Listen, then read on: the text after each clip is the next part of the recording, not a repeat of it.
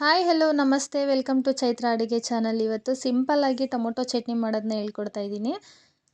ಇಲ್ಲಿ ಬನ್ನಿ, ನಾನೊಂದು 3 ಟೊಮೊಟೊನ ಕಟ್ ಮಾಡಿ ಇಟ್ಕೊಂಡಿದ್ದೀನಿ. 1 ಈರುಳ್ಳಿ, ಸ್ವಲ್ಪ ಕೊತ್ತಂಬರಿ, ಸ್ವಲ್ಪ ಕರಿಬೇವು, 1 ಗೆಡ್ಡೆ ಬೆಳ್ಳುಳ್ಳಿ, ಸ್ವಲ್ಪ ಹುಣಸೆಹಣ್ಣು, ಸ್ವಲ್ಪ ಶುಂಠಿ, ಮತ್ತು ಇಲ್ಲಿ ಖಾರದ ಮೆಣಸಿನ್ಕಾಯಿ ಮತ್ತು ಬ್ಯಾಡಗೆ ಮೆಣಸಿನ್ಕಾಯಿನ ಒಂದು 5ನ ತೊಗೊಂಡು ಫ್ರೈ ಮಾಡ್ಕೊತಾ ಇದ್ದೀನಿ.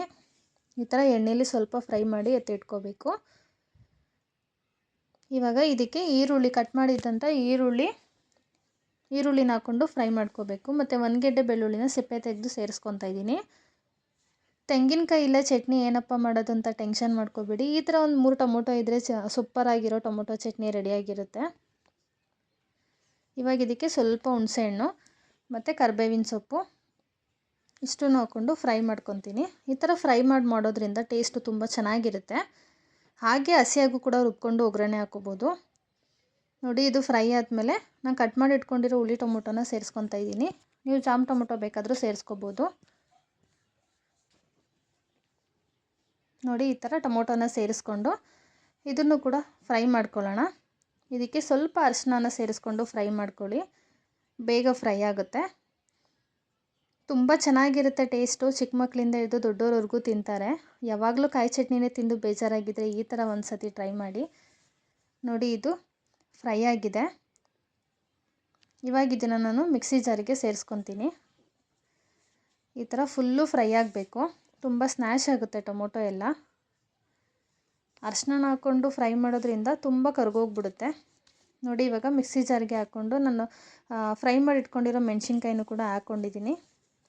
ಇವಾಗ ರುಚಿಗೆ ತಕ್ಕಷ್ಟು ಉಪ್ಪು ಹಾಕ್ಕೊಂಡು ಇದನ್ನ ನುಣ್ಣಗೆ ಗ್ರೈಂಡ್ ಮಾಡ್ಕೊತೀನಿ.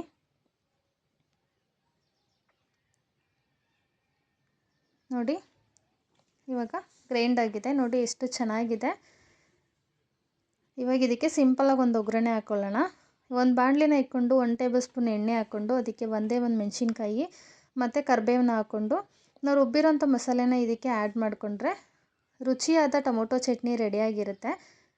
ನಾನು ಇದನ್ನು ರೊಟ್ಟಿ ಜೊತೆ, ಅಕ್ಕಿ ರೊಟ್ಟಿ ಜೊತೆ ಸರ್ವ್ ಮಾಡ್ತಾಯಿದ್ದೀನಿ.